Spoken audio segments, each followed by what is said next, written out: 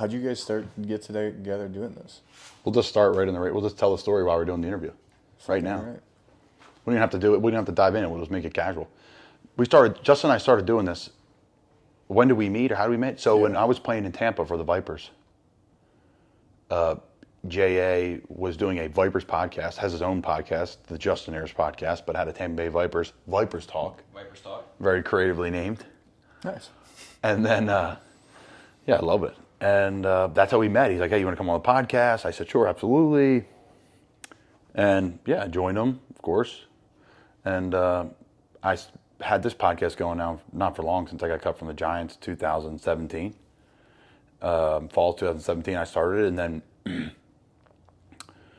then I rebooted after the season to get the podcast back rolling and get things going, and just seeing how everything's doing. And Justin reached out to me when I made it public that I was going to restart. So that's how we're here. Are we recording? Yeah, we're good. We are looking live. Yeah. Justin, you want to do our intro? Yeah, absolutely. All right, so a very special Not For Long podcast live from the hotel suite. We have Collins here, and the man himself, Dan Arnold, tight end extraordinaire, Carolina Panthers, is with us.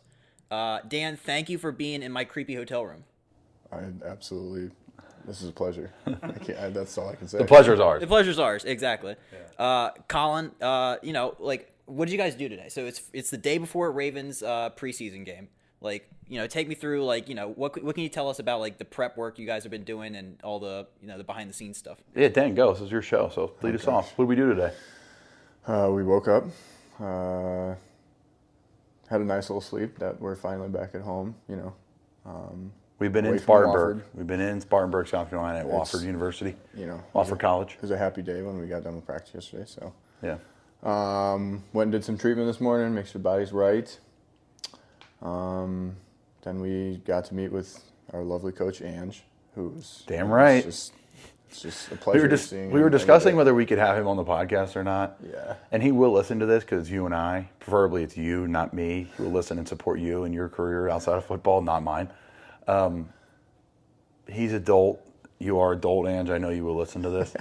And it's something special. I don't know. I really don't think we could have him on. I don't know if he can handle this type of pressure. It's a lot of pressure here. Is your tight ends coach? Yes, this is Brian Angelico, tight ends coach. Yeah. I think he would probably start trying, by the end of the podcast, he would probably start trying to coach you on how you should be doing the interview. Hand placement, wide zone, tight zone, play action pass. Yeah. Talking Kyle Shanahan. He's talking all the coaches he's coached with over the years that he enjoys, that he's learned from. The guy is just one of a kind, and I've known him since 2009. So we have probably a little bit different relationship than most players and tight ends. A little bit different players and coach relationship, but no, tons of respect for each other, and he's one of the best in the business. One of the true tight end coaches. Dan's been coached by one as well, and Dan Campbell, who's now the coach in Detroit, and we'll get into him as we finish up, and we'll get into Dan's career. But yeah, so today we just went in, had meetings, talked about reviewed practice from practice number 2 with the Ravens. Then we, move forward and we do, review special teams, practice number 2 with the Ravens. Then we watch a little film for the, of what's coming in the preseason game. You get the depth charts ready, you see who's playing, how much you're playing, things like that. Just basic organizational things of what you're going to do. And then we broke bread, had a good little lunch, got some treatment, and we're here now. So just a nice casual day before we head over to the team hotel later tonight. Absolutely. So let's talk about Dan Arnold's career, because you have a very interesting backstory. I was doing Wikipedia was getting heavily used here. That's a reliable source. It is. It's the online encyclopedia. Even though my Wikipedia page, which there is one now, which is unbelievable, that's big. I'm big time, officially big time, as a fourth tight end. It's got really bad false information on it. Yeah. You can change it. Early on in my career, it was very bad. It's not even real. Yeah. It says I got an altercation with my high school football coach, and he benched me for the entire game. Now there is a story from an interview from years ago that him and I had a disagreement on the sideline, and it was resolved in one play. And it wasn't even a thing. And now it's on the Wikipedia page, and people are asking me questions about it. I'm like, I'm getting killed on this thing over here. But to Dan's career, don't let me interrupt this. Don't let me interrupt and ruin this interview. No, absolutely. So Dan and I, we're both D3 legends. I went to Salisbury University. Shout out Dan Quinn. University of Wisconsin, Platteville. Did I pronounce that correctly? Yes. So this is really interesting. So you ran track. You played football while you were there. You're a wide receiver there. But I want to talk about your track career because D3 hurdles champion is not something I was expecting to see. I was not, and where it said that in Wikipedia, I'm assuming. Because I actually lost to Luke Campbell, who was the winner. He's from Salisbury. So if Wikipedia and anybody wants to change it, you're not the 110-meter hurdles No, champion? I got second. I lost to him both indoor and outdoor my junior year. See, this is what Wikipedia is doing. It's wild. Wikipedia can only be trusted with random history facts or random facts about something you need to look up when you're at the bar and you don't know the answer to it. That may be it. But I guess we fall into that category. Who's the 7th tight end for the Carolina Panthers? I would come up. You wouldn't find any real facts on me either. So, yeah, I mean, wow. It's crazy, huh? But you did set a school record when you were there, right? I did. Yeah. Okay, so that part's right. Let's talk about that. Yeah. Let's transition to the things you actually did. So the school record, let's talk about track, though. Talk about, like, you ran track in high school. We'll back things up. You ran track in your youth. Or just talk about your transition into you guys were all sport. having fun playing baseball. I was running around a track. But that now has made you a ton of money in the end. Well, yeah, I guess. But all the baseball references and people talk about baseball, I have no idea what the heck they're talking about. That's okay. Because baseball has actually zero. It does not equate to football whatsoever. Well, yeah. Hand-eye coordination, though. Well, yeah, but I'm saying, like, maybe a little bit. I mean, when you're at the bar, like, hanging out with some guys and you're talking about baseball, I'm like, yeah. Wisconsin. Cool. I was running track. All right, so take us back. Take us back how you transitioned into high school. Like, what sports were you playing? What was your focus? Yeah, I did like everything in high school. I was like very undersized. I didn't grow until my junior year of high school, so I was like 5'8". Played basketball my freshman year. Wasn't very good at all.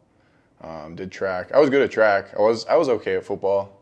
But then everybody started growing, and I was a late bloomer, and they just took off on me.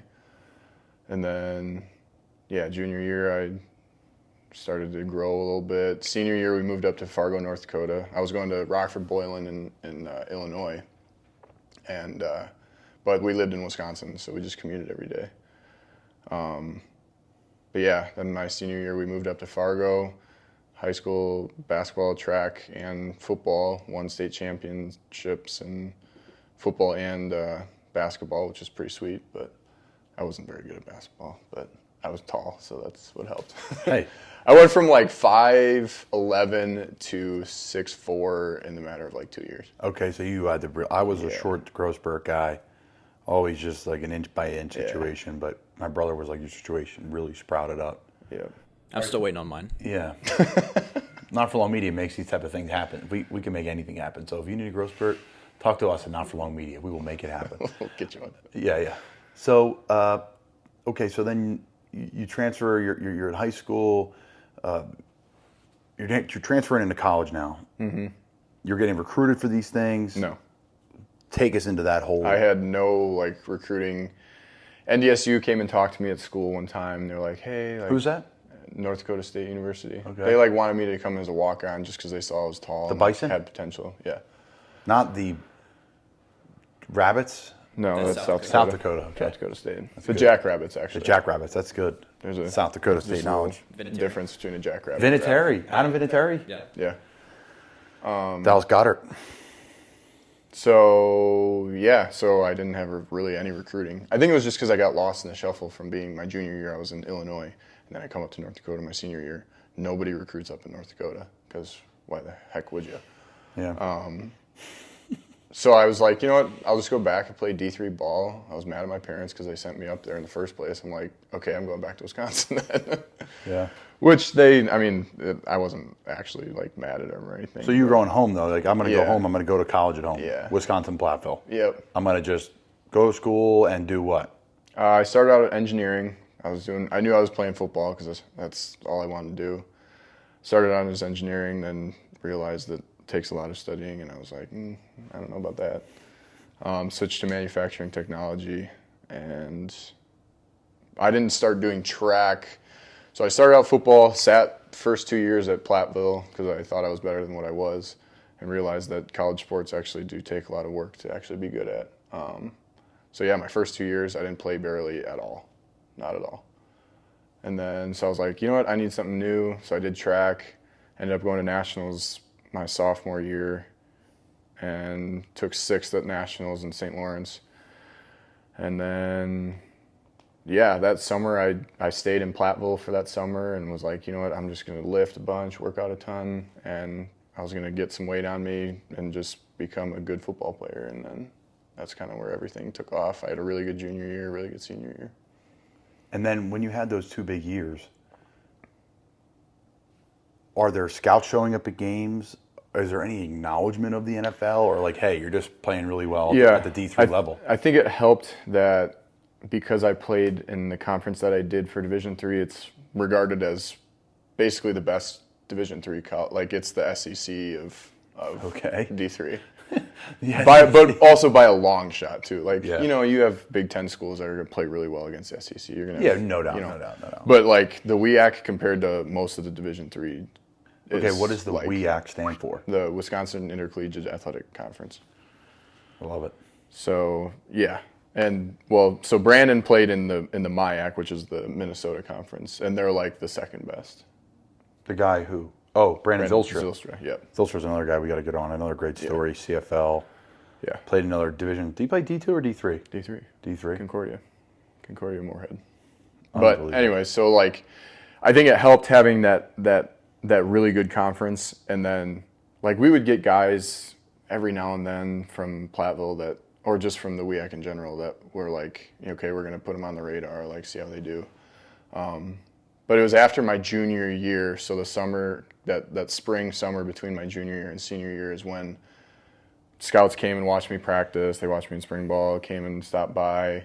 Then during fall camp my senior year, that's when like pretty much, I think it was 28 of the 32 teams had come and actually sent somebody out to come talk to me and just like watch me at practice. So, and then that was like, okay, this is realistic, but there's still like a lot of stuff that needs to be done. You said that the conference you played in, the D3 Platteville, you said it was the SEC of D3, which is a great moniker for that. What was the level of competition though? So like, it's still D3, but did you think it like adequately prepared you for when you made the transition to the NFL? Yes and no. I mean, when I was in high school coming into college, I was like, oh, this is Division III football. Like, I immediately thought like, oh yeah, I can play, and like that's why I went Division III, because I'm like, oh, I want to play all 4 years and like have a good, healthy career if this is what's going to be the last of my football. And found out really quickly that there are still dudes that play in college. Oh yeah. Even Division III. And yeah, obviously sitting 2 years in a row, I realized I was like, oh, I'm not really that good. Yeah. You see that a lot with undersized players. Like, oh, he's just 6'2", or he's just 6'1", but he's an unreal player. Right. Yeah. I would say, I mean, in terms of like all of the stuff that goes into a team, like being in the NFL, the first thing I learned, like when I got to New Orleans my rookie year, I was like, there is so much more to the preparation of football and games and everything that I had no clue about. Yeah. I still played against really good athletes. Obviously you're playing against world-class athletes in the NFL, so there's a difference. But I prepared myself well physically, but the mental aspect I had no preparation for. Had no idea what I was getting myself into. So, but that's Division III. We're literally buying our own cleats, wearing our own socks, like buying our own gloves. We have no support. The coaches work other jobs. Yeah, the coaches can only do so much, and there's 4 of them. It's wild. Whereas we have 4 coaches for each freaking position in the NFL. Yeah. We have 2 coaches for 6 players. Yeah. And our row. It's wild. Yeah, running backs probably have 2 for 5. Mm-hmm. Right? But that's that's the business of the game. Obviously, we're sitting here watching NFL Network for the reason. It's just a whole other world even than I expected. And I played big college football, and yeah, it's unbelievable. The NFL is just it's a blessing to be here. And again, thanks for Dan for joining us. So, all right, so it comes to an end. Division III football comes to an end, and then talk about that period of, okay, I do a pro day now. There's people that are interested in me. Am I paying for my training? Do I have an agent? Is there agents that have reached out to you? Talk about that when football came to an end in college to when you became a New Orleans Saint. Yeah. So there was a couple agents that kind of reached out to me, had heard me through grapevines. I don't know if it was just scouts that were like, hey, this kid's good or whatever, like take a look at him. Ended up signing with an agent. He paid for my training and everything, but I had to reimburse him had I made an NFL roster. And so that's kind of how it all worked. I actually ended up training back in Dubuque, Iowa, which is like 20, 30 minutes from Platteville, with a really good guy that I trust, Mike Sweefel. He's been my coach for the past 5 years in the off seasons and stuff, and I've done awesome things with him, trust him with literally my life. So obviously there was that work, but that was the thing is, how do you prepare for something that you don't really know, that you've never done before, or you don't know what level that you have to be at? So we just we were gung-ho with everything. Like we just were preparing the best of our possible ability. We're good. Thank you. We'll leave that in. Housekeeping came through. Yeah. So yeah, it was weird. But then we trained so I got invited to Wisconsin's pro day. Went there. Who was at their pro day? Like big players, you know? Ramczyk was a big one. Okay. He went in the first round to left tackle to play for the. Who actually played for Stevens Point. New Orleans Saints. WIAC. He was. He transferred to Wisconsin. Mm-hmm. So he played Division III football. Mm-hmm. Transferred to Wisco. Yep. Drafted in the first round. No. He took a year off of football, then went to Wisconsin, walked on, played a year there, and went in the first round. Okay, that's went in the first round, and he started. I think. And now he's one of the highest paid right tackles in the league. Good for him. Yeah, he's an awesome guy. I love Ramczyk. So Ramczyk was there. Okay, so you go to Wisconsin Pro Day. There's obviously every team in the NFL is there for him. So you get to work out for every team in the NFL. Mm-hmm. What was your height and weight then? I came in. I was 6'5" and like 215, 220, somewhere around there. Okay. So I was a big receiver still. I played at like 220 when I was in college, so that's what I was about. Okay, and then were scouts like, hey, if you come with us, you got to put some weight on and play tight end, or you were still trying to be a receiver? I was trying to be a receiver. I was like, when the transition to tight end happens, it'll happen. But I'm gonna try receiver. That's what I want to do. That's where I think I can actually make a splash. So yeah, then I went to the pro day, had a pretty good pro day. It was all right. Not as best as I knew I could have, and the training that led up to it, I knew I had better numbers than what I did. But at the end of the day, that's not. The pro day is such a challenge. It is such a challenge. You're so out of your groove. Mm-hmm. You're so not in a normal work environment. But that's what makes, when these guys go to the combine and tear it up, I'm blown away. Right. They literally, at the combine, they get you up at 4 a.m. You're taking drug tests in the morning. You're barely eating. There's no real sit-down meals. It's like PB&Js, and you're weighing in, and you have to lift the most reps of 225 you ever have, run the fastest you ever have, jump the highest, catch every ball with literally no sleep, and all interviews all day long from every NFL team. Every single trainer, every single doctor flies with every team to the combine and picks and prods at you. You have to get x-rays. If you had any surgeries, everything gets x-rayed. And then they go perform it on real rate. That's why a lot of those guys you see guys jump above others, and you get to, it stands out. Now, some of it has no merit, and guys have great college careers. I didn't go to the combine. Dan didn't go to the combine. Great pro careers. All right, so I keep interrupting your story to just throw tidbits in there. So then you go pro day. Couple coaches approach you at the end of the pro day, or some people reached out later? How'd that work? Yeah, there was a couple scouts that would talk to us, and kind of throughout the pro day up until the draft, they were like, just keep your phone on you and never know what happens, that kind of sort of thing. Yeah. There's definitely a lot of interest. There was a lot of guys that came up to me and they're like, you actually run pretty fast for a guy who's 6'5", 220. So that I kind of took that as like, oh, I actually turned some heads there, Yeah, and then the draft happened. I was like, there was the outside chance that maybe I go in a late round, whatever. Who the hell knows how? You're younger than me, so this was what, 18? This would have been 17. 17, yeah. Okay. Or no, 18. Yeah. 18. Yep. Yeah. And then after the draft, I got invited to the Saints rookie minicamp, and the Kansas City Chiefs rookie minicamp. So you did not sign undrafted after the draft. No. You went right to minicamp. Yeah, which tryout guy. extremely hard. Two minicamps. I did Kansas City's first, and that was when I was like, holy cow, like, whoa, this is real football. And What about your stress and anxiety level at night, laying in bed, learning that playbook? And I feel like I picked it up pretty fast. I was just more stressed, like, am I doing enough? Like, that was kind of always my big thing, you know. I was like, we're going to have mistakes that like, they're going to expect that stuff's going to happen. Obviously, like, they'll like the guys that are going to be able to pick it up faster. But my big thing was, like, okay, what is coming in as a tryout guy, like, what do I have to do to, like, make an impression? Because obviously they have their guys that they signed after. I think they signed like 3 receivers. Kansas City had signed like 3 receivers after the draft. And so I was like, oh, this is a great opportunity to go into. But then New Orleans, I think, had signed a couple too. So you do Kansas City first, and then usually it's like the week after you go to New Orleans. One weekend, next weekend. So the next weekend, you fly back home to Kansas City. You just fill everybody in. You go to Kansas City. You don't make it. You didn't sign a contract, nothing. You literally just show up for the weekend. Yep. You're a glorified bag holder. You have very, very minimum opportunity to make the team as not even undrafted. I was undrafted by the Giants. I signed a contract. Then I went to minicamp. I was the second tight end in that minicamp behind Evan Ingram. So I was giving ample opportunity. I was just trying to paint the picture. So then so then you fly home. You're hanging out. You're training. You know you're going to Kansas City. I mean, you know you're going to New Orleans for minicamp. Yep. Prepping for New Orleans. You fly down to New Orleans, and then what happens? That one I got sent home as well. And that's a tough minicamp. I've been Yeah. there. Oh, gosh. 2 days. Oof. 2 days. Like 2 hard days. 2 days. Yeah.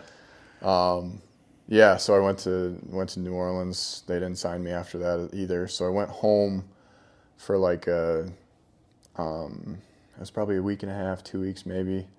I actually ended up driving back up to Bismarck, North Dakota, where my parents were living at the time. And then that's when Dennis Pitta ended up getting hurt that year. Where was Pitt at? At the Ravens. And the Ravens were the team that were like... I thought maybe he had another... Did he have another stop after the Ravens, or he was done with concussion? I don't remember. I think he was a Raven for life. Yeah. Okay, I was thinking that he may have went to New Orleans, and that's how he ended up in New Orleans. Okay, continue. So Pitt, a stud, Yeah. BYU. Shout out. He loves BYU. I love BYU. Yeah. Hell yeah. Okay, so continue. Yeah, so the Ravens were actually the team that was talking to me the most, like in the pre-draft process. They're like, hey, we might take you, but they wanted me as a tight end. And so I was like, I don't know, like, I still want to play receiver, blah, blah, blah.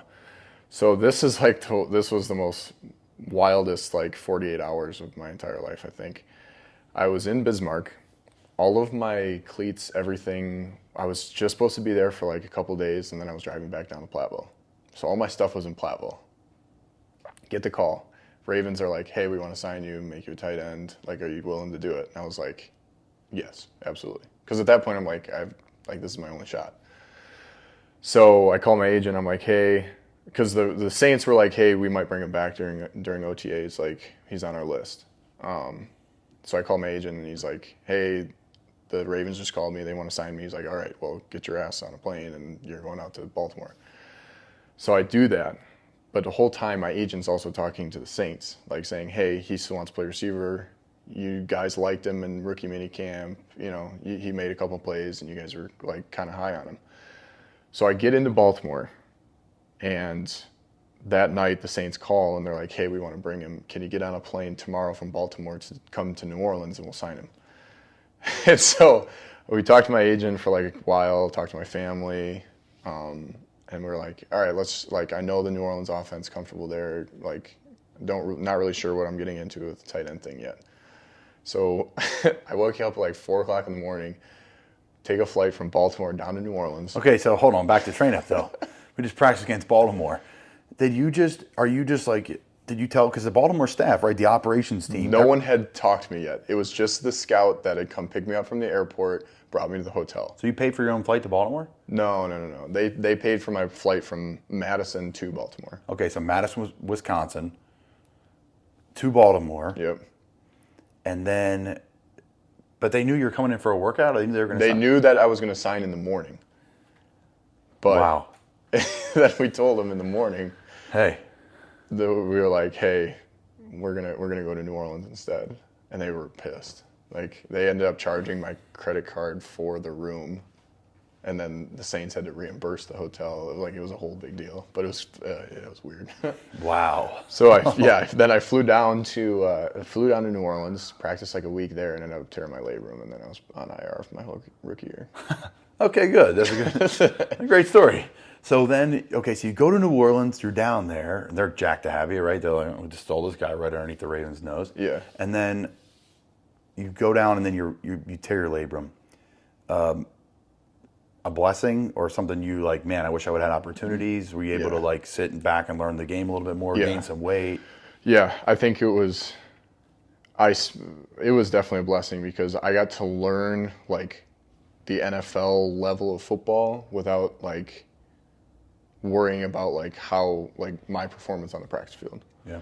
Because I sat in the receiver room the entire year. They told me like, hey, like you're a guy that we think can be like you have a pretty high ceiling, but like a really low floor. That's exactly what Sean told me, and they were like, we just want you in the receiver room this year. Like you're on IR, you're going to be on IR the entire year. We just want you sitting and learning. Like that's obviously coming from Division III. They're like, there's stuff you got to learn, and having the ability to just be able to absorb all of that information, learn things, and like see how much technique I learned that year without doing anything was actually incredible. But then also seeing like, the offense, route schemes, like learning it all, getting ahead was definitely key. Did you switch to tight end after that year? So I switched to tight end. So my second year in the league, I go into OTAs, do most of OTAs. We get to phase 3 of OTAs.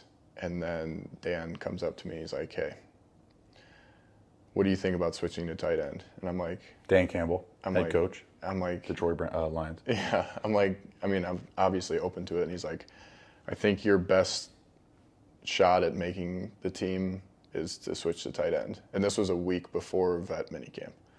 And I was like, well, if you're telling me that, I'm obviously going to do it because I have no other option to. So, yeah, it was a week before we actually, like, started doing heavy football stuff that I finally switched to tight end. And that training camp that year was bad. Tough for you? Yeah, the transition inside is a whole nother can of worms. Obviously, I've always played inside, but I just can only imagine. You go from being more physically gifted than anybody you're going to face to now you're less physically gifted than everybody you're going to face. Yeah, especially the guys in New Orleans that are really, really good. Yeah, that's unbelievable. What do you got for us, Jay? I'm fascinated about the Dan Campbell, the man Campbell, as he's known around the league, Dan Talica, the tight ends coach, assistant head coach when you're in New Orleans. Like, how intense is he like to be around? Because I've seen obviously his pressers in Detroit. I know he's drinking like 8 shots of espresso every day. Like, what's Dan Campbell like? He is, yeah, he's intense, that's for sure. And obviously, like I alluded to, that 18-year training camp was very rough for me, and Dan obviously let me know it. But I think the thing that gets misconstrued with him sometimes is that he is such a good coach. And when you, like, being in the film room with him he opens your eyes to things, and you're like, wow. And he's very good at making you understand both the why we do things, but then how, Like, he can teach technique till the cows come home. He's really good at it. But, like, showing you the big picture, that's honestly the only thing that helped me stay there, was because I was able to, like, understand from him and how he coached me, like, this is why we do this protection. This is what's happening. This is why we're doing this route concept and why it doesn't work versus certain coverages, stuff like that. Like, stuff I'd never even thought of when I was in college. Like, he just opened my eyes to it. I was in New Orleans for a 3-day rookie minicamp. Even though I wasn't a rookie, if you don't have a credited season, you can go to rookie minicamps. And I didn't have a credited season at the time. I got my first one last year in Carolina, obviously. But I mean, I was with him 3 days, and he was one of the best coaches I've been around, period, ever. And I've been around some really great coaches at all levels. He really can coach the game. I love his individual drills. Everything he did, it just seemed like everything just worked. Yeah, it just made sense. Everything made sense, and he was. I mean, it's awesome. What I'm wish him nothing but the best of luck in Detroit. I know you do too. He was great to me, and I was only there 3 days, and I thought I was going to end up in New Orleans. I ended up playing good football for those 3 days, but it didn't work out. So you're in New Orleans. There's some memories over the years there. You played a lot of ball there. What are some memories to you as a player that stuck out? So obviously you go from literally a receiver to now I'm a tight end. So now I'm trying to figure out my way onto this roster as like a crossover receiving tight end situation. How did that transition go, and some memories throughout your time there? Yeah, I think the biggest thing was just Sean's very good at putting guys in situations that he knows that they're going to excel at, and I think that's what helped me. He knew I was going to be really good on, the seam routes and be a really good vertical threat. And so he put me in situations to do well in that, and I'm thankful for that. And because it gave me the confidence to play my best football. And that's well said. Yeah. I think the biggest thing that I took away from the year was being able to learn under Josh Hill, though. Like, he is, in my mind, he's like the vet's vet. And the way he handled his business, and literally just sitting there in a room watching him watch film, like realizing how he goes about his routine, how he handled everything. Like, if we had one look, we would have like one protection play, like a 24 scan or something. We'd have one play in the game plan. But he'd watch 15 clips of other teams having that same protection, just so that he was prepared. Like, his level of preparation was like insane. But just realizing that that's what it took to be an NFL player for a long time and to be consistently good. Because the NFL is all about consistency. Like, that's all the coaches want from you. Is just, no matter what your role is or what you do, they just want you to do that consistently, because then they can rely on that in the game. Yep, they know what they're going to get. That's the number one thing coaches want, is they know what they're going to get. No matter what level it's going to be at, they know what they're going to get, though, every time. Right. Yeah. And that's why Josh played there for so many years. Didn't get paid a lot of money, but damn, he was a good pro. Yeah, and he just retired. He signed a ticket in New Orleans in Detroit for a year with Dan. Yeah. And then he retired before camp. Yeah. But obviously beat up in a great career. Was there any other people throughout your time there? Obviously, Drew Brees is somebody that you were able to work with. What was Drew like? I think the most fun I had watching Drew was definitely my rookie year on IR, because I got to just sit at practice and sit behind the huddle, like where everybody's, we're in practice and everybody's kind of lined up behind, just as the offense is going. Just sitting back there watching him work a defense, watching him go in and out of the huddle, watch him, check to certain protections, miking everything right. Like, it was just unreal to see. You'd have some protections where he's like miking a safety that's like 18 yards deep, like way pre-snap, and you're like, what? Like, why is he doing that? And then all of a sudden that safety starts creeping up, and then he comes, and you're like, I don't know what told him, It's just wild, like, watching him. And then in the games, too, like, pre-game, dude, he'd have the script in front of his face, like, going through, like, each and every play, and, like going through his progressions, like, just sitting in his locker, like, knowing what he's going to do. Like, his visualization is unreal. Insane, yes. I heard a lot of stuff he used to do, too. Was like, he would do it, he would, like, kind of, as Justin fumbles, really bad ball security.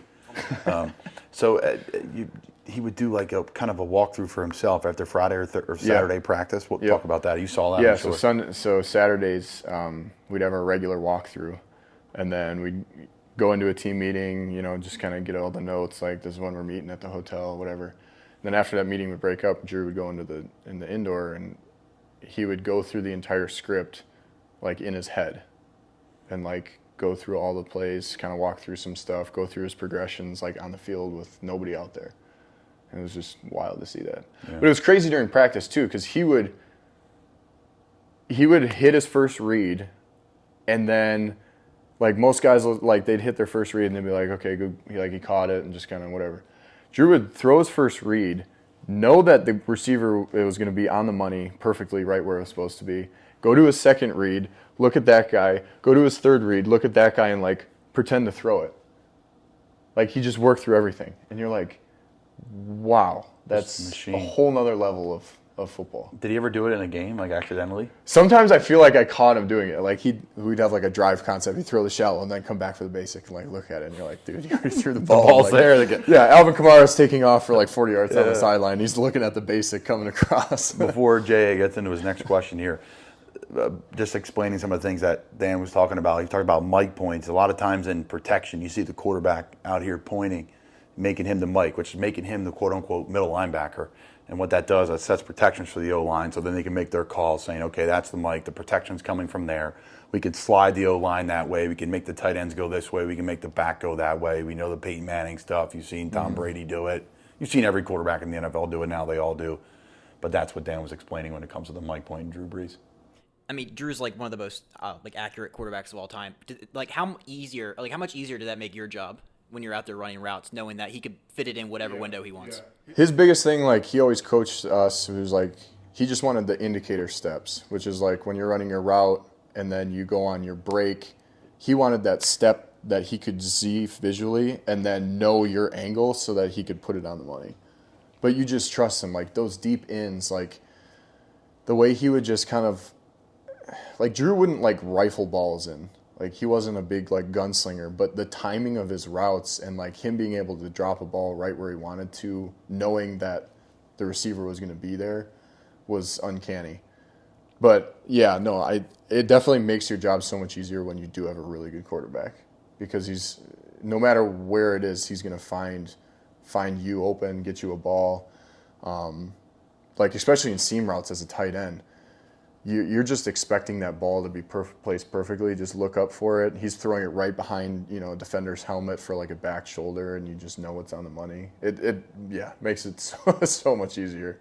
So, not to jump ahead, but I mean, you've played with Drew Brees, you played with Kyler Murray in Arizona, and I'm sure we'll talk about your time in Arizona more in a second. But undersized quarterbacks, is that just like overblown? Does that not matter in the NFL? Drew's like 6-foot-ish, Kyler's 5'10". Like, does that matter? Like having a quarterback that can see over the line, or like what has your been experience like playing with those guys? Yeah, I think just playing with Drew from the get-go, it's like you kind of just got used to it. That you're not necessarily looking for the quarterback throwing the ball. Like Drew's thing was he would look between like guards and tackles and like throw it in windows. And then, so you wouldn't see Drew, and all of a sudden you just see him, and the ball's appearing in your face. I feel like it might have taken some used to, but like you said, he's the most accurate quarterback, and like that ball's gonna be on the money in your chest, so you kind of have no choice but to catch the ball. But yeah, I think if a guy can throw and he's got a good arm on him, it doesn't matter. It doesn't matter if he can find an open receiver, read a defense like any other person. The stature of a quarterback is not height, I don't think. Yeah, I mean, I played with smaller quarterbacks as well. P.J. Walker, for example.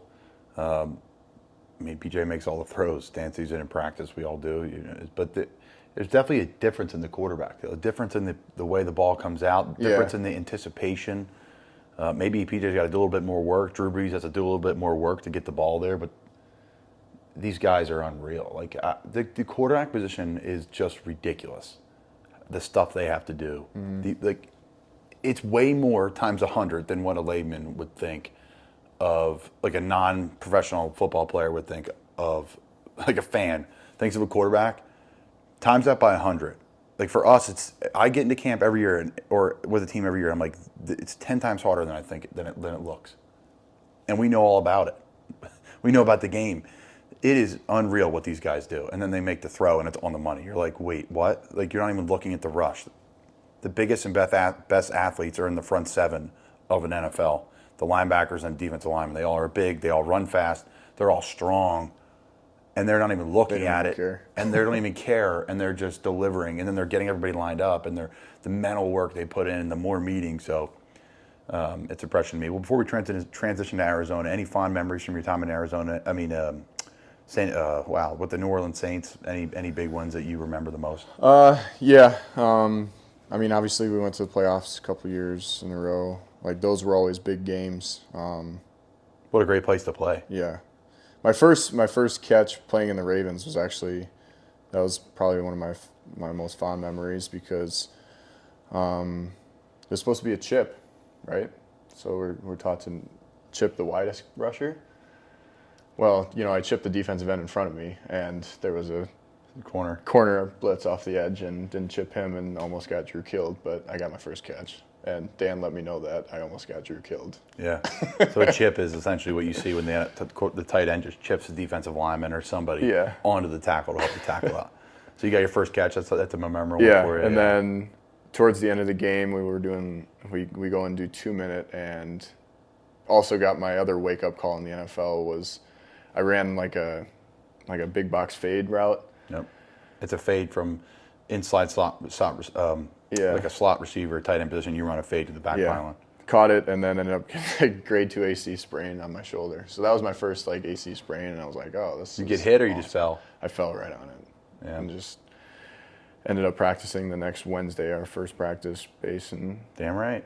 And they just said Dan walks in the room, and he knew they told me you're gonna be limited today, yada yada yada. And Dan just kind of walks in the room when we start our meeting, sets his stuff down, his playbook and whatever. His dip.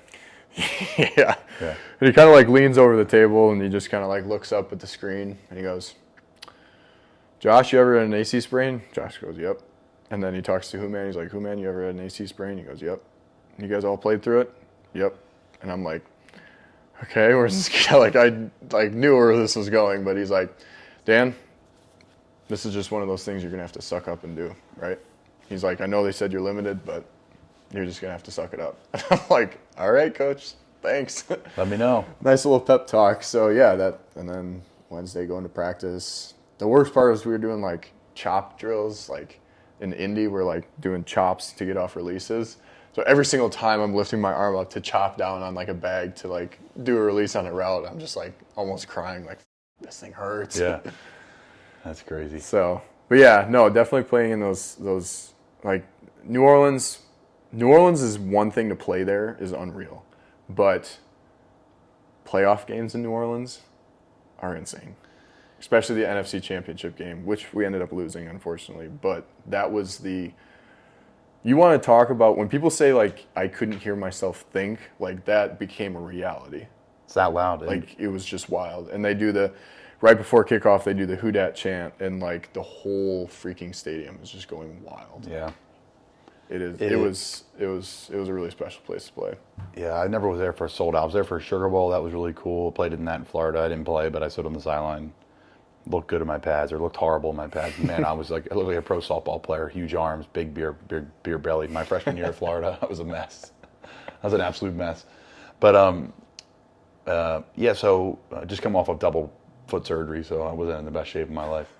But I looked good in my jersey at least, and I have the jersey now, so whatever. That's neither here nor there. Where I'm rambling on. What a great place to play. What a great city. You like the city as well? I mean, I know you had a lot of good times there.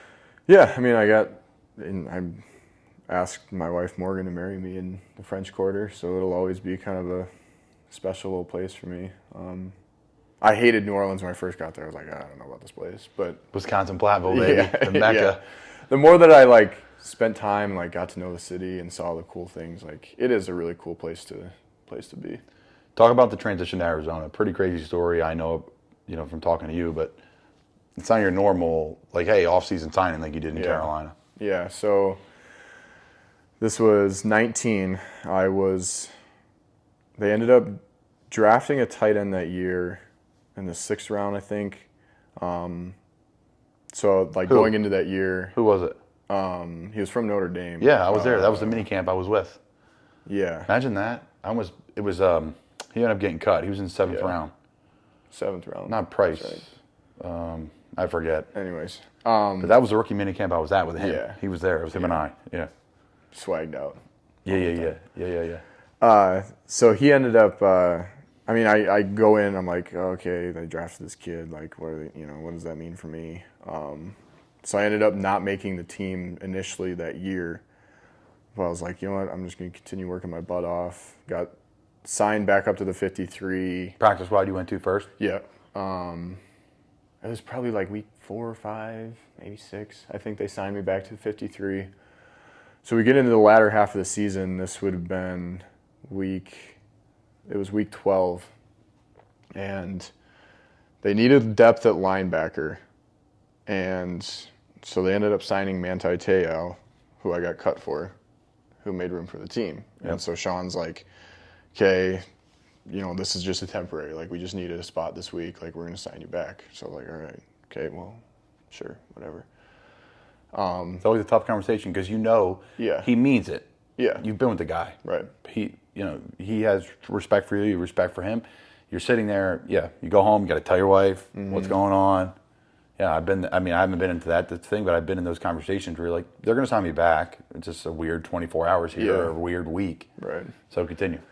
So what's really unfortunate for them is that they ended up having, I think, one of the other like tight end fullback combo guys that they had, he ended up getting a concussion in practice that day that they cut me. And then another one of the tight ends like had some injury, and I don't think he played that week. So they were like super like strapped for tight ends too, which it's weird how that worked. But anyways, so I was like, okay, I'm just going to go back to the practice squad for this week, whatever, just wait out this 24 hours. Well, So explain the 24-hour waiver period. yeah, so as soon as you're cut, there's a 24-hour period in which any team in the NFL can claim rights to the contract that you have signed.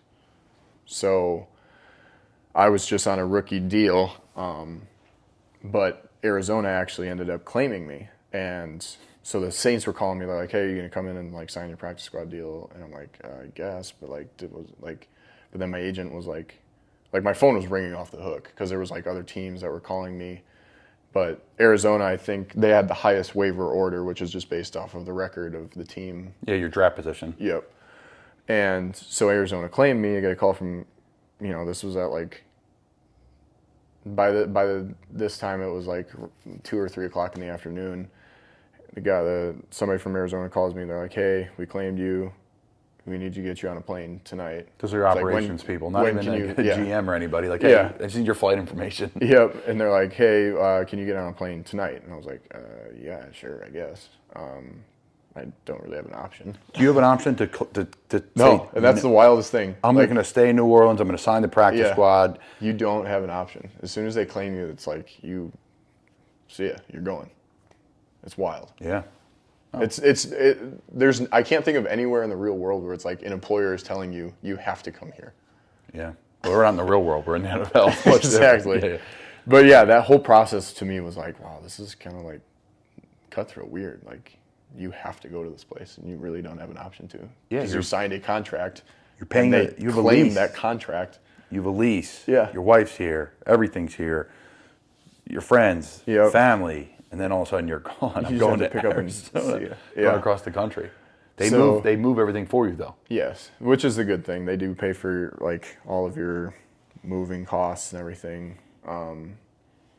But yeah, no, it was great. I mean, I was on a plane at 6 o'clock that night, woke up, went to practice the next day, and then caught like 4 bombs from Brett Huntley at practice. And then they're like, "Oh, this guy can play." Wait, so you were probably doing the practice squad reps? Yeah. You were just doing like the look reps for the starting defense? Yeah, just going against the one defense and was just catching bombs. Yeah, and it's great because you just literally look at a card. It's like backyard football again. Like someone's just holding up a card. Like you guys may have been playing the Niners or whoever. Yeah. You probably remember. But I think it was like when I got cut, like I just remember sitting up in my house in New Orleans with Morgan and being like, I was crying. I was like, this is not how I thought it was going to happen. Like, not what I expected. Like, what do I do now? Like, anytime you get cut from a team, you're like, wow. But then you're getting cut from a city. Yeah. You're getting cut from your house. You're getting cut. You got to go and explain to people responsibility. There's way more to it. Yeah. Which is part of the responsibility of playing the league, and that we get compensated well, and that's all part of it. But there's also a human aspect of it that we know and others don't. Maybe a media person wouldn't know or whatever. They know, but it's not even acknowledged. It's like, hey, it's a part of your job, which is true, right? It's a part of our gig, but it's the human element. It was what makes it tough in this profession because it's a profession. It's not like college anymore. There's no sugarcoating. There's no nothing. It's like the Arizona Cardinals. Like the head coach didn't call you and say, "Hey Dan, we're excited to have you." It was like the operations department, like, "Hey, we got to get you on a flight." All right. It's just a different world. Yeah. It's a way different world. So you go to Arizona. You get out there, and then you were there for 2 years? I was there for the end of 19, so I played the last 4 games in Arizona in 19, and then 20 20, I played the whole year there. And then now we're 21. Yeah. Last year, Kyler Murray, you were running and gunning, running a ton of routes, catching a bunch of balls. What was that experience like playing with him, that offense? I mean, you got to get to know guys like Larry Fitz, DeAndre Hopkins. I mean, some really premier talented players. Yeah, the offense was more like what my college offense was. So, there's a lot of room for just getting guys out in space and letting them be athletes. But it was very different from what I had learned in New Orleans. Like, it was vastly different. Like, New Orleans, it was like every route is tagged and labeled and all the protections are like yada, yada, yada. But in Arizona, we'd have probably 25 to 30 plays a game that were just one-word play calls, and you just had to memorize what you were doing on that play. So it was just a different preparation that, like, I had grown unaccustomed to. But it was a cool offense to be in. Who doesn't want to be in 4 wide, 11 personnel, and just gun the ball up and down the field? Me. Yeah. I'm not, actually, I don't want to. I'll be in protection. Dan can run down the field. That works fine, too. But yeah, it definitely opened up a lot of windows for me, and I'm glad that they gave me the opportunity to like go and be a player. That's something I will always take with me for the rest of my life. Even if it was just a year in Arizona, like that kind of set the bar for me to be able to go off and start really making a name for myself. Yeah, and get here. And it's something about it, too, like the respect from your peers, respect from peers across the league, respect from other coaches, respect from your own coaches. Like, people truly invested in you, and New Orleans obviously did. But you got cut, and then also, and there's no ill will, but it's a part of the business. But it's like, okay, I want to go prove myself here. I'm going to go prove my value. I've been a part of that. I know you have too. What do we got, Jay? I'm just so curious about the Cliff Kingsbury part. Like, playing for him, he comes from the college game. You talked about how he simplified the offense and made everything, kind of wide open. Did the receivers and tight ends just like love playing for him? Did the simplistic route concepts and the college aspects, did that make your guys' lives so much easier? Yeah, I think it definitely made it easier because you can just kind of go out there and just play, and just kind of trust yourself to do what, you don't have to think about it too much. It's just kind of natural. But then the preparation to get the good athletes in space to not, you're catching a 10-yard dig route, but then being able to kind of like get everybody away from that spot so that he catches that 10-yard dig route and goes for, 60. Like, that was kind of the cool thing about it. And when you design an offense and, like, especially as a GM, like, you try and put those kinds of players that are really good athletes in space into that offense, like, it's just fun to watch, But yeah, watching Kyler, like, just move was one of the, like, he's fast. Yeah. Like, but not just fast, quick, like, agile. Like, seeing him get away from people, I was like, I don't know how your body. Like, if I tried to do that, I think my knee would be in about 6 different directions. He has to be one of the best athletes on planet Earth. Yeah. He's unreal. I think that's safe to say. I don't think that's a hot take at all. You're going to be a top pick in the MLB draft and the NFL draft. And not like, oh, hey, you're an athlete. Like Mike Vick still got drafted to the MLB, not in the top first round, but he was still drafted, and he didn't play baseball since like 8th grade, but someone still was drafting. The Rockies drafted him.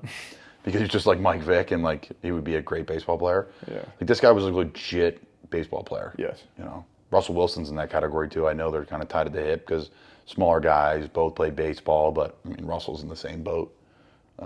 He's a Hall of Famer, so that's crazy. I mean it's unreal. I remember playing you guys last year. That was like kind of my first game where I had some real reps. That was like a big win for us. You guys were a good team last year and had a lot of close games. We were. We weren't as good as you guys record-wise, but that was a big win for us and something that we hung our hat on in this organization. And it was, like I said, a really big day for me because I got some substantial reps. So talk about Arizona, like the fan base, the town compared to like coming from New Orleans where it's like a small town. Yeah. It's like people aren't like retiring in New Orleans. Like people are like retiring in Arizona to play golf. It's a little bit different vibe. It was very different playing there compared to New Orleans because they are diehard fans, for good and for bad. I mean, sometimes you go like fans on Saints on like you just, for example, go on like Twitter or something and see like Saints fans. It's like you dropped one pass in a game and they're just roasting you. Yeah. And you're like, okay, like this is not it. That's a little bit over the top. But yeah, to be honest, I didn't really like Arizona a whole lot, like the city, just because it was so different than Wisconsin, where I feel very much at home. Like I need the winter. Yeah. That's something I do. And, like I need that. It's just too hot for you. But yeah, it was a cool place to live. There's a lot going on. You know, the only thing that isn't fair for me to say is because last year was a COVID year, so we couldn't, like, you can't go out and like really experience the town and like do all that, which is something I really wanted to do. Like I wanted to go up to like Flagstaff and like go see the mountains and stuff up there and like. Yeah, you get to do Scottsdale. You know, just do like tons of stuff golf. up. And I'm sure there is tons of stuff, but I just never had the opportunity to do it because last year was so weird. You know? I had the same situation here in Charlotte. I was so excited to be here, and I hear great things about Charlotte. And everywhere I went with the mask on and would get a coffee or whatever, everyone's like, man, you would have loved this place before COVID. You would have loved it. And now it's coming back, and we've been able to experience some things and have some good times, which has been great. Yeah. What do we got as we wrap things up, Jay? Because you're a big J journalist now. You got some big, deep questions. You've always been big J journalist. But we talked a little Arizona. But before we wrap things up, and I know you have a few questions, Justin. For me, or not for me, but just, you know, a question about this free agency period, which is a really cool period in your career. Yeah. You get to see who's interested in you, how much do they really like you, and how many years. You're here in Carolina. There was other teams interested, I'm sure. How was that process with your agent, and what were some of the hurdles you guys had to overcome? Yeah, I think the biggest thing with me and my wife was like, okay, how do we prepare for a season for next year without knowing where we're going to go? Like that was kind of the like, Morgan's like, well, should I start looking for like, as soon as one team would call, she'd be like, well, should I look at like places to rent there? I'm like, no, just settle down here. Like we're not even close to that part yet. So it was definitely kind of stressful because you're like, we don't know what we're doing yet, you know? Yeah. And it's like, this is happening in March and you're like, well, we report to camp in like a month. So, or report to OTAs like in a month. So you did sign a little later. Or maybe it didn't seem. Yeah, it was like it wasn't within the first couple of days of free agency. It was like the weekend of. Yeah. You know, but yeah, I mean, you're talking to a whole bunch of teams. It's definitely cool because like you talk to coaches, you talk to, you know, GMs and stuff, and like this is what we see in you. This is what we really like you to do. And like, we think you'd be a great fit here. Like you get talked up a lot, but then at the same time, it's like, okay, what are the things I still need to work on? You're not telling me those, you know? Yeah. Well, they're trying to sell you. They're trying to recruit you a little bit. Yeah. But it was definitely like, cause I had never gone through that like whole recruiting thing. Like I didn't really know what to feel of it, but they were like, what I took from it was like, they're just going to tell you what you want to hear no matter what. And I'm just like, okay, well, I'm just going to look for the best situation. Why was Carolina the best situation for you? Young team. I knew how it was. Like Arizona, when I was there, was a young team too, and I knew the potential that you can have with a team like that. And it was something that I felt like I fell short in myself when I was in Arizona because we didn't make it to the playoffs when I felt like we should have. But the biggest thing for me was just coming here. I was like, okay, I can be that kind of older guy and like be able to help this team in more ways than just playing. And that was one of the things that I was like, this could be a really exciting place to be. But then obviously with the comfortability with Joe Brady, being with him in New Orleans, like how his offense is, and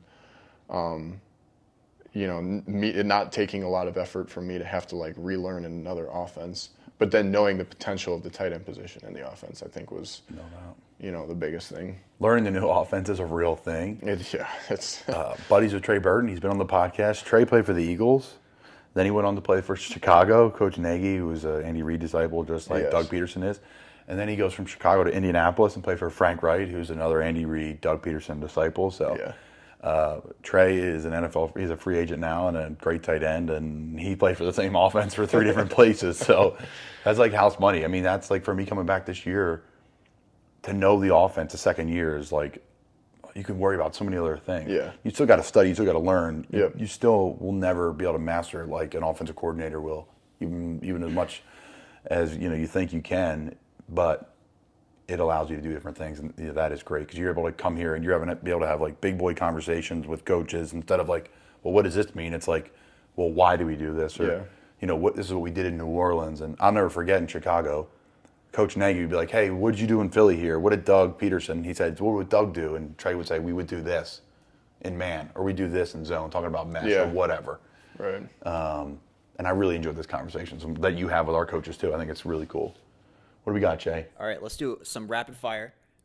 So a lot has been made this training camp. The bond and the connection you guys have with Sam Darnold, like the Arnold to Darnold connection is, I see it all the time. How much of the success can you attribute to having almost the exact same name, and just how do you build chemistry with a new quarterback? It has to be all of it. I think Like, you have to attribute all of it to it. Arnold to Darnold. Yeah. Darnold To Arnold. to D. Arnold. Would you look at that? Would you look at that? That's what I heard that head coach says all the time. And you're such a dolt if you're listening, by the way. I'm going to say it again. Yeah. So unprofessional of me again. But again, I'm going to take the time out of Dan's interview to call you a dolt. Continue, Dan. So what else? Quick hitters. Darnold to Darnold. Yeah, you guys have a great connection. There has to be a connection with having a close last name. Absolutely. It's just like Absolutely. Even though you guys couldn't be from two separate parts of the world. He's California boy. And what are you? Wisconsin boy. Platteville's finest, baby. Hell yeah. How many people live in Platteville? 8,000. Okay. It's not a small. Couple good watering holes that you've been to a few times. Only a few. What's the place there? Shout out. Can we give a free shout out here? The bar. Yeah, you got to go. Yeah, Nick's bar. I had this idea too. I think Nick's in all the pub. We call it the public house. The public house, the pub. We call I think it the the pub. tight end should wear there's bars that they represent from around the country that they enjoy. A couple mine are in Key West. Yeah. Shout out to Shots and Giggles. A couple other ones in Key West. A couple ones in the hometown. Yeah. We should have to wear the bar shirt. Well, so this is what I'm doing this year. All of us together. Oh, you know? Yeah, I got you. You know what I'm saying? So I was gonna try and do for each game day. I got a bunch of hats from like local places. Like one of them's called the Berg. Like, and then there's the Ticket. Like, I'm gonna have like bar hats from each of these places, and then hopefully I get my picture taken. See, the problem last year when I was Sponsors. in Arizona. Shout out. When I was in Arizona last year, I got to the stadium way before the photographer got there, so I never got any pictures. Well, this year he's going to delay his. It's called smart business decision. I'm going to wear a flannel, jeans, flannel with jeans, and then a bar hat. See this blank hat, folks? This is where your ad could be. Mine, Tampa Bay Vipers, shout out. There could be an ad here, too. For a small price, 3 easy payments. What do we got, Jay? So, because of COVID last year, when you were in Arizona, how sad were you that you didn't get a chance to hang out at Cliff Kingsbury's immaculate mansion? The running joke is that it was an Airbnb, so it was all for show. It was too perfect. But it was his house. Wait, was it an Airbnb? Yeah. Because Larry walked in the first day, or when it happened, Larry goes, hey, Coach, when are we all getting invited to cookout? And Cliff was like, oh, it was just an Airbnb, guys. It was just an Airbnb. So, but no, that was his actual house. What was Larry like? Larry the legend? Larry was unreal. I learned so much from him as a person. He texts me every now and then, like he's just congratulating me, like, on how far I've come. But he's an old school guy who like got football. Like, I would love to see a conversation between Larry Fitzgerald and Brian Angelico. I'm sure he's mad at a Pro Bowl. But no, I think seeing Larry and how he prepared, like how he worked through like everything, he's such a businessman. Yeah. But I got along with him very well, and I appreciate all the time that I had with him in Arizona. Like, it was awesome. It was awesome. He's a legend. Larry the legend. Pitt Panther. What are the odds that we can see you grow out those luscious locks you had in Arizona? Gosh, those are disgusting. I'm growing my hair out again this year, so let's yes, we're going to try and grow it out again. I think I'm going to tame it a little bit more than last year, because I remember, like, every now and then I'll see a picture of me from last year, and I'm like, oh my God, that was disgusting. Like, that was bad. Like, when it got hot, did you just hate having long hair in the Arizona heat? I did, but it got I don't know. It wasn't like humid, so it get like super like frizzy. My hair gets like frizzy in the humidity. Look at that mop. Holy cow. That's a good mop right there. Yeah. That's hockey hair. That's okay. That's some lettuce. That's right some there. lettuce. Damn right. Yeah. So, I'm going to get some lettuce and some flow going again this year out the back of the helmet. Absolutely. That's if Ange doesn't cut me. Shout out to Ange again. Shout out to Ange. So, I mean, that's all I had. J.A., he did some deep diving. But again, Wikipedia, we're coming after you. Don't trust it. We can't try it. Now, listen, every teacher says you can't reference it. Now you know why. I feel like it's almost better to leave it up there, though, because people, they go to your Wikipedia, they're like, oh, crap, Dan Arnold, 110 meter. Like, this guy, you know. I mean, I'll take it. Yeah, I don't have the medal to prove it. It's not like Colin's Wikipedia page that's like negative. That's like a positive thing. Yeah. I suppose. We just happened to turn to the TV, and I just peeked at the Jags Cleveland game here, and a guy just threw up on national TV. Did anybody see that? I did not. Defensive player for the Jags just projectile vomited on the field. Heck yes. That was almost me yesterday. Yeah. Okay. Good. Yeah. It was a hot day in Houston. Hot day in Houston. Yeah. Hello. I'm watching too much of this TV over here. It was a hot day in Spartanburg, South Carolina, at Wofford University, and talking to some people. That's how it usually is. Yeah. But man, it was hot. It was really hot, but it was fun nonetheless. It was a fun camp. I really enjoyed it there. What a beautiful place. Great to be back in Carolina. We got another week or so here. We play Baltimore tomorrow night. Dan, we really appreciate you coming on. Platteville's finest, Wisconsin Platteville's finest, in the WEAC. The WEAC. The WEAC. D3 is where it's at. D3 is where it's at. 100%. Salisbury. So you lost with a Salisbury person in the 110 meter hurdle. Mm-hmm. He was the fastest Division III hurdler ever. I did not know that. What's the mascot of Salisbury? Seagulls. They're seagulls. Yeah. Yeah. That's strong. Yeah, it's the wimpiest mascot. Yeah, it's very weak. What's Wisconsin Platteville?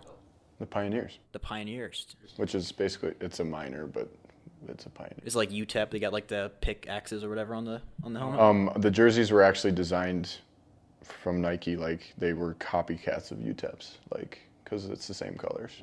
We also used to have We actually used to have the exact same jerseys as Florida too.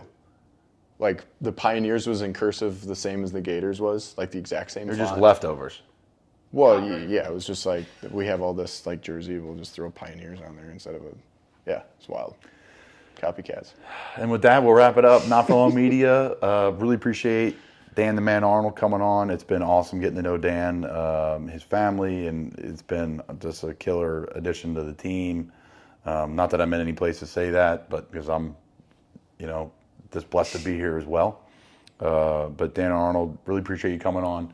That's Justin Ayers. I'm Colin Thompson. Stay tuned for more Not for Long Media. Appreciate you guys listening.